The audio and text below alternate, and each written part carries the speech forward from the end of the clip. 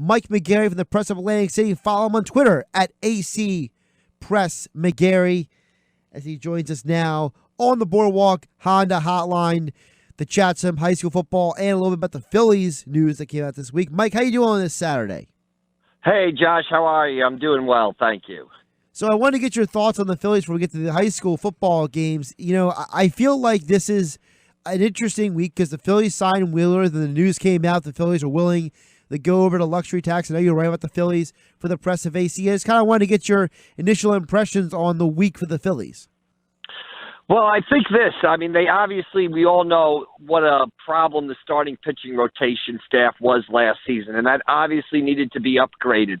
And if you're not going to grow homegrown pitching, and their homegrown pitchers in Zach Eflin, Pivetta, Velasquez, or young guys they've traded for and tried to grow on their own, just haven't worked out. So if you're not going to be able to grow homegrown starting pitching, you're going to have to go out on the free agent market to get it. And when you go out on that market, it's expensive. And if you're not going to get Strasburg and Cole, now there are some reports that they're in on Strasburg or, whatever.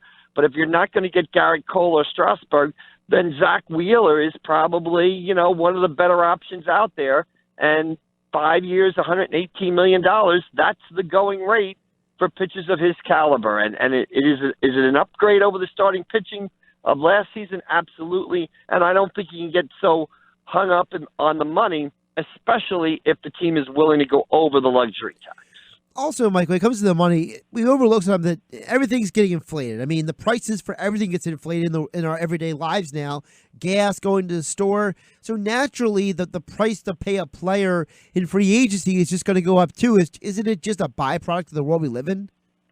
Yeah, I think people, especially when it comes to baseball, get too caught up in the money deal. I think they look at Zack Wheeler's record. What's he got? I think he's got about 40 career wins, and they say to themselves, how can a pitcher that has 40 career wins get $20 million a year? Well, I mean, you look at Zack Wheeler's other numbers.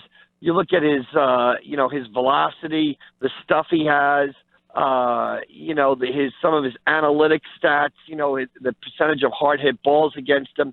And he's one of the better pitchers out there. Plus, I think the Phillies are banking on, with their new pitching coach, Brian Price, I think they're banking on, and JT Realmuto behind the plate. Maybe they think they can get even more out of Zack Wheeler, take him to an even higher level. So he's made about 30 starts each of the last 2 seasons. I know he's had injury problems in the past, but you sign him, you also weaken a division rival in the New York Mets. I look at it as a positive signing. I mean, every game I've ever been to, Josh, somebody pitches, and the Phillies needed to improve their starting rotation, and Zack Wheeler is a step in that direction. I love that. Someone has to pitch, and as long as it's not Scott Ruffcorn, I'm good, Mike, okay? Yeah, exactly. Or maybe, Nick Pivetta or Velasquez, or, if those guys didn't work out last year, right. You can't go into the season trusting them again this year, so you needed to upgrade the team in the rotation area. Mike McGarry, the Press of Atlantic City, joining us here on 97.3 ESPN.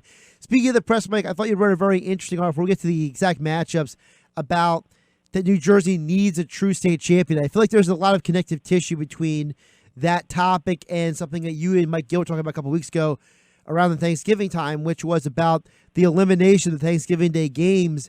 And it's interesting that if you go to different parts of the country, Mike, they don't have Thanksgiving Day rivalries like we do here in the Northeast. They don't even know what that means in other parts of the country. But those states have state championships, states like Texas, states like Florida, Georgia, and they have tons of schools. The football is huge down there. They find a way to make it work. It just feels like in some ways New Jersey is just so behind the curve with something that just seems like so natural to the rest of the country.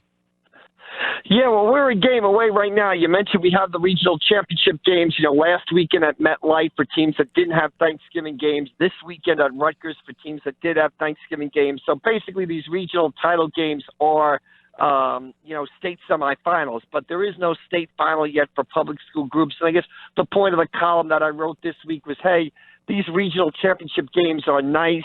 They give us some attractive matchups. They're great for the kids. But, we can't end here. This can't be the be-all, end-all. This isn't the destination. We need to go one more game, figure it out, and add true state championship games. I mean, otherwise, just stopping at this level, to me, doesn't seem to make a lot of sense. So I view this as a stop along the way to getting a true state champion. And I think the time has come, and I think there's enough, willpower or sentiment around the state of New Jersey to kind of make that happen. We're a game away. Let's figure out a way to get it done. Also, having a state champion wouldn't I could argue also help the students as well, because it gives them more opportunities to get in front of more people. So, maybe if they haven't committed for college yet, it gives them more opportunities to face better competition to show what they can do for those scouts. Yeah, I mean, absolutely. And there's been a lot of discussion about this the past couple of weeks, obviously Thanksgiving games, state championship games. And somebody said something to me, that just made a lot of sense and kind of came home. Obviously football is a different sport because of the physical contact and everything else, but, it doesn't have to be that different. Why is football so different? We have state championships in every other sport. We have tournament of champions.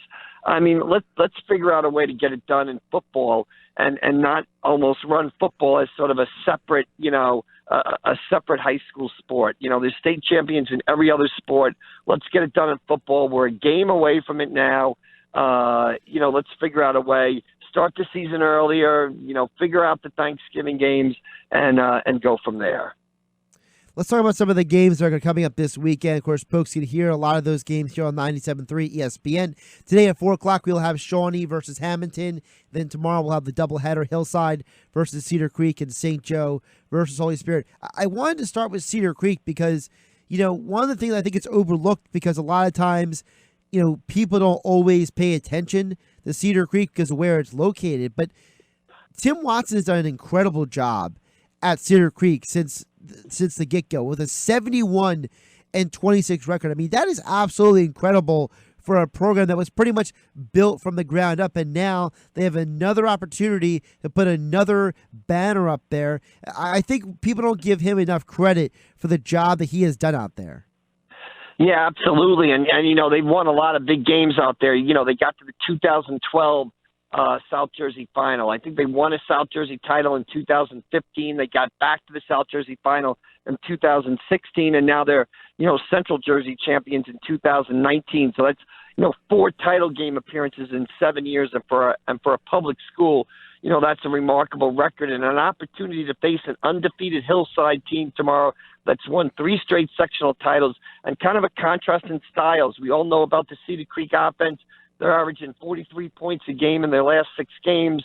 The passing of Louis Barrios, JoJo Bermudez, Malachi Melton, a wide receiver. Well, they'll be facing a Hillside defense that has allowed 40 points all season. So, a contrast in styles up at Rutgers tomorrow when those two teams meet. And it feels like in some ways it's almost a clash of styles, too. You have a Cedar Creek team that's averaging over 40 points per game and a Hillside team that has a lot of phenomenal athletes on the defense. Yeah, it'll be interesting to see what happens. I think one of the things that, Coach Watson, I'll have a preview story on our website and in tomorrow's paper. And one of the things he said, if Cedar Creek can score early against that tough Hillside defense, that could put, Cedar Creek in a good spot. So if they could have some offensive success early against a team that's not used to giving up a lot of points, that could benefit the Pirates. Let's touch on also the, another big matchup between St. Joe and Holy Spirit. I feel like every time that these two schools face off, it's for something big, whether it's in the regular season or in the postseason. And this year it seems to have a little bit of a different twist on it because Holy Spirit, their record, it may not be as pristine as St. Joe's is, but that is not a downside of the talent they have, because I think this could be a very high-scoring game tomorrow. Yeah, I mean, this game almost seems inevitable, right? It wasn't on the schedule when these teams started preseason practice in August, but deep down, St. Joe and Holy Spirit knew they were going to play in the state non-public 2 title game. They are by far and away the class of that division. You mentioned Holy Spirit's record. They're 7-4. They lost to Mount St. Joseph of Baltimore, Maryland, who's nationally ranked. They lost to Hamilton, who plays in a regional championship game today. They lost to St. Joe in the regular season, and they lost to St. Augustine, who's number 1 in our Press Elite 11, and took the top team in the state, St. Peter's Prep, to the final 10 seconds before they lost in the non-public 4 semifinals. So you can't judge the Holy Spirit team by its record. Outstanding running attack led by senior Elijah Gray and junior Patrick Smith. And these two teams played on November 2nd, and Holy Spirit played well. St. Joe rallied in the second half for a 22-19 victory that day. Yeah, speaking of the running backs, I mean, Elijah Gray, Patrick Smith, I mean, these guys have had a great season for Holy Spirit, but, man, that guy Jada Byers, I mean, is there a more impressive athlete in high school football right now than Jada Byers? Well, I mean, obviously you're talking about one of the state's best players, and you're talking about the final game of his high school career, which seems a little crazy. I can remember him as a freshman, returning punts against Mainland Regional down there in Linwood when St. Joe went down there, and kind of eye-opening plays he made that night. You're talking about a guy with 102 career touchdowns, South Jersey record holder, phenomenal season, phenomenal career. Our press player of the year last season, a solid candidate to repeat this year, playing the final game of his high school career. So you got one last chance to see Jada Byers, and that would be worth the drive to Rutgers for any high school football fan. Again, those two games are tomorrow, Cedar Creek versus Hillside at 1 o'clock, and Holy Spirit versus St. Joe. If you can't make it up to the game, you can hear them both here on 97.3 ESPN. Later today, Mike, we have Hamilton versus Shawnee, and this is a Hamilton team that it feels like it's almost like a renaissance. Like it feels like this is more of the Hamilton we knew several years ago when they were in the Cape Atlantic League. And by the way, they're going to be returning to the Cal, which is a nice change of pace for a lot of the local schools as well moving forward. Yeah, I mean, Hamilton, 10-2 this season. They've won 9 in a row. They won their first sectional title since 2009. It's their first winning season since 2015. We all know what football means to Hamilton. It's a football town, and the Blue Devils have kind of restored the tradition out there. This game's a rematch today. I mean, Shawnee beat them, I believe it was 31-8 back in September. That was the last game Hamilton lost. And, of course, Hamilton standout running back Jaden Abrams, over 1,700 yards rushing, didn't play in that game. He had a concussion. And the Hamilton guys really talk about that loss to Shawnee kind of turning their season around. They said they had some things to figure out after that defeat. Well, they obviously did. The next week they beat Holy Spirit. They haven't lost since, and now they got a chance to play Shawnee again. Shawnee, one of the great programs in the state. 3 straight sectional championships for them. 4 o'clock today at Rutgers. And if I remember right, wasn't it Abrams who, not this year, but the year before when he played Shawnee, he ran for almost 300 yards. So you're talking about a guy who he does have some experience running against that Shawnee team. Yeah, these two teams know each other. They're located out there. They're only about 15 minutes away from each other out there, up 206 from Hamilton to where Shawnee is. They played in the 2017 South Jersey Group 4 finals. Shawnee won pretty easily. Hamilton came back last year in the game you're referring to. Abrams had a big game, and Hamilton won in the regular season, and now Shawnee won this year in the regular season. So kind of a nice little rivalry there, underrated rivalry between these two teams, and they'll renew it up at Rutgers today. Mike, I'm very glad, though, that Hamilton is returning to the Cape Atlantic League because I feel like, people don't always look at Hamilton as part of this region of schools, but there's so much history between Hamilton and a lot of the other Atlantic County schools. I think it's forgotten about sometimes. Yeah, absolutely. I think it's a great move. Hamilton Athletic Director Marnie Parks, I think, said it best, said, Hamilton's coming home.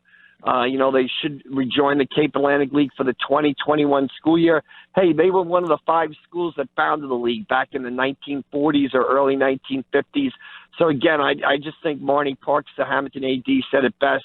Hamilton's coming home, and you can't wait to see the renewal of those, Hamilton Ocean City games, Hamilton Mainland games. And, just them coming back with the quality of their programs just will enhance the Cape Atlantic League and make things better, better for everybody. Give a follow on Twitter at AC Press McGarry. I suggest you check out his article about New Jersey needing a true state champion. Very interesting read. Some great quotes from the kids from Cedar Creek and Hamilton as well in the article. Mike McGarry joins the Pete Thompson Show every Saturday morning in the 8 o'clock hour. Mike, appreciate your time this morning and enjoy the weekend of football. All right, Josh, you too. Thanks for having me on.